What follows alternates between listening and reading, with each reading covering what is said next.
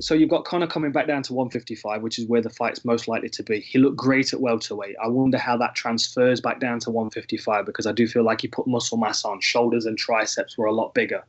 So there's a question how that weight cut goes and how that reacts if Gaethje tries to wrestle him. We go back to the Chad Mendes fight, and someone with a full training camp and a skill set of Chad Mendes might have had more of an impact on Conor on that night, because he had a damn good go and he was stepping in on short notice.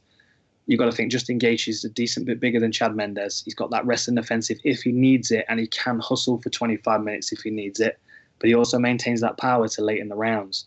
So there are a lot of ways that Justin Gaethje can be a problem for Conor, especially if Conor struggles back down to 55 and he's not the same fighter that he was against Cowboy. On the other hand, this is a fight where Conor can basically tee off on someone that puts his face in the fire. And Conor's got the knockout power to put anybody in this division down, at welterweight as well, I would say, if he lands clean. So there's a risk of Justin Gaethje just getting lit up from a distance and being too hard-headed to change his tact. But he has always got that second option of forcing Conor up against the fence and forcing him to deal with his wrestling. And that's where the question comes in of, has Conor improved in his takedown defense since we've seen him in previous fights, which I'm sure he has. And then the big question is, what does he look like at 155? Because even though he was a 45er, he looked like Skeletor at 45. He looked healthy at 55. He looked big at 170.